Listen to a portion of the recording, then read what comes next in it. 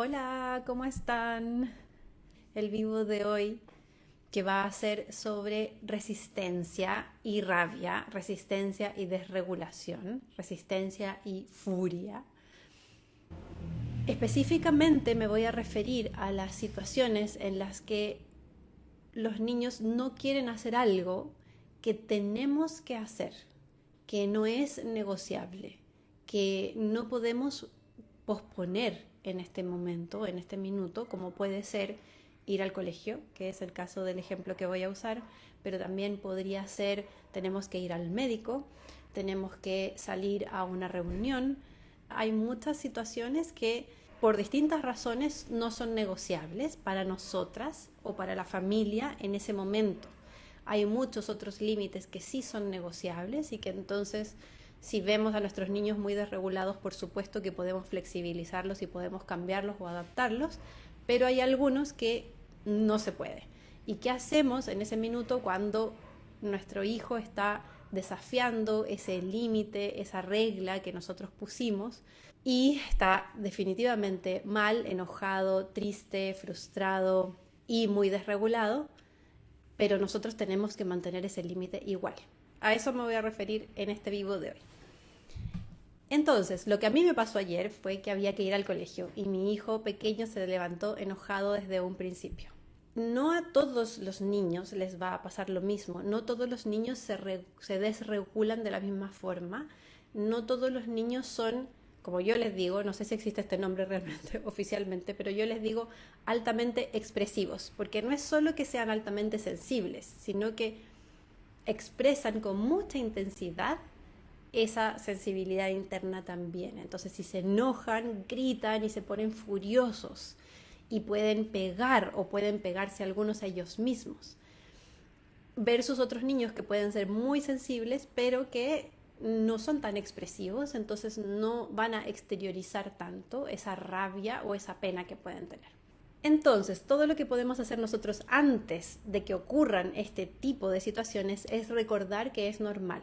Entonces nos vamos a recordar que no tiene que ver con nosotras, que no es algo que nosotras estemos haciendo mal como mamás, que no significa que les estamos dando malas herramientas o que los estamos educando mal, sino que es parte de su temperamento y de la forma en que ellos funcionan. Eso es lo primero.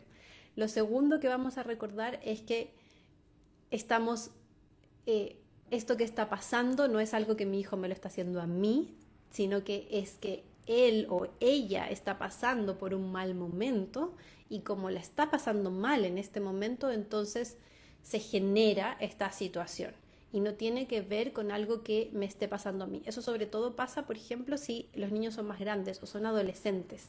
Tendemos a sentir que esa desregulación de ellos ante un límite o una regla que nosotros estamos poniendo tiene que ver con nosotras, con que quieren desafiarnos. Y no es que quieran desafiarnos, es que en ese momento la están pasando mal y no están pudiendo cumplir con lo que nosotros les estamos pidiendo. Entonces, mantras para grabarse y guardarse y tener ahí de recurso interno son: es un niño siendo niño, que podría ser también es un adolescente siendo adolescente. Yo soy una buena mamá, es otro mantra que sirve mucho en estas situaciones. Y no me lo está haciendo a mí, sino que es él o ella la que lo está pasando mal. Esos mantras sirven mucho como para en ese minuto salirse de ahí y no tomárselo personalmente, no tomárselo como un desafío y que finalmente desde la energía tú no caigas en este juego de poderes, de empezar a vibrar en esas frecuencias de rabia, en esas frecuencias de juego de poder, en esas frecuencias de rigidez, de quién tiene la razón, de cuál voluntad va a ganar.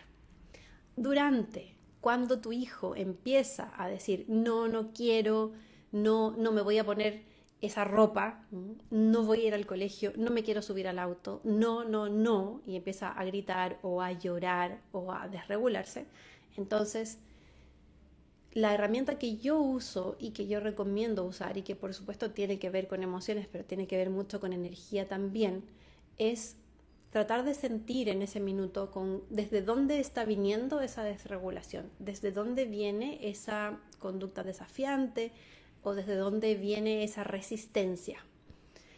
muchas veces viene desde el cuerpo físico, desde la situación física en la que está tu peque. Por ejemplo, tiene mucho hambre, tiene mucho sueño, está muy cansado, está sobreestimulada, entonces ya su sistema nervioso ya no puede recibir más información, no puede procesar más información y no puede tomar buenas decisiones en ese momento.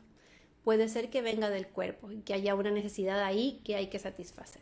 El segundo posible origen de esta resistencia es la cabeza, ¿sí? Que tu hijo esté resistiendo desde la cabeza.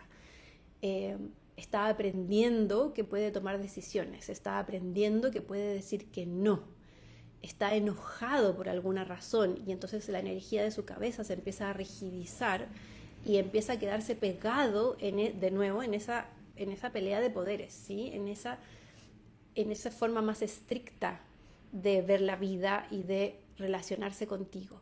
Esto ocurre mucho, sobre todo si ya han tenido muchas luchas de poderes antes o si es parte de su rutina y es como, sí, lo vas a hacer, no, no lo voy a hacer, sí, lo vas a hacer porque yo digo.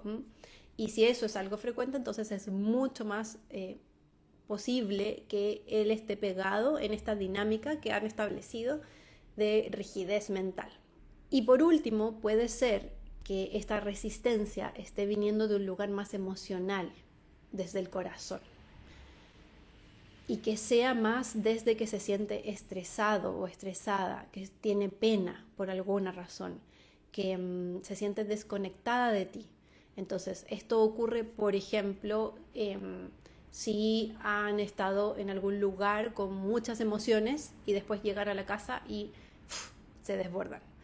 Puede ocurrir también si tú has estado trabajando todo el día, entonces se sienten desconectados de ti y cuando te vuelven a ver, entonces empiezan a pelearse contigo por cualquier cosa y a decirte que no a todo y terminan con este desborde emocional que es un síntoma de esta desconexión, de que te extrañaron o te echaron de menos durante el día y les hace falta esa conexión emocional. Y por supuesto que puede haber también una combinación. Puede ser que el origen, que tú trates de conectar con tu hijo en ese minuto y tú sientas que es un poco mental y un poco emocional, o es un poco físico y un poco emocional, y puede, por supuesto, haber una combinación. Pero tratar de hacer ese reconocimiento te ayuda mucho a ti a empatizar con ellos, a empezar a sentir sus energías y en qué frecuencia están, en qué frecuencia llegaron, en qué frecuencia se despertaron. Y desde ahí, ¿qué es lo que más necesitan en ese minuto? Si la desregulación está siendo más desde la cabeza, entonces nos va a servir mucho ayudarles a hacer su energía fluir. Y eso se puede hacer, por ejemplo, a través de chistes, a través de humor, a través del juego, a través de inventar soluciones creativas, porque los sacamos de esa rigidez y de esa rabia que tienen, de que sí, que no, que no, que no, que no, y lo convertimos en un juego, por ejemplo. Y eso flexibiliza la energía. Si el origen de esa resistencia es más emocional y es más del corazón, entonces lo que vas a aplicar es más cariño y conexión, contención física, contención emocional, validación, te veo, te estoy mirando, te siento, estás triste, y eso finalmente es empatía para conectar de corazón a corazón y empezar a entregarle esa conexión y ese cariño que en este minuto no está sintiendo. Después de que revisé en qué está la energía de mi hijo, reviso en qué estoy yo. Y muchas veces lo que ocurre cuando es una situación así, que tenemos que llegar al colegio o que tenemos que ir al médico, nosotras tenemos una agenda en la cabeza y lo que ocurre es que una tiende a rigidizarse y a ponerse ansiosa y desde esa rigidez es muy difícil conectar, es muy difícil bajar a esta vibración, a esta frecuencia de fluidez o de cariño que es la que tu peque está necesitando. Y decir, bueno, me voy a tomar 5 minutos para sentarme aquí a jugar a algo, me voy a tomar 3 minutos para correr a mi hijo por toda la casa y que se relaje, me voy a tomar 3 minutos para abrazarlo, para consolarlo, para hacerle cariño y nos quedamos ahí. Y esa agenda que yo tenía se posterga, pero finalmente es una inversión Cuando un niño ya está desregulado y ya está en esa actitud de resistencia, por supuesto que me va a costar mucho más hacer cualquier cosa y cualquier paso de la rutina que quiera hacer. Entonces, finalmente es una cosa por otra. Invierto este ratito en hacer algo que cambie esta vibración y que nos permita conectar para poder seguir con la rutina y sacarlo de ahí y movernos hacia otro lugar. Va a ocurrir que en oportunidades tú no vas a tener el tiempo para invertir en eso que tu hijo necesita en ese minuto. Y en ese caso lo que uno hace finalmente es con respeto, pero con firmeza.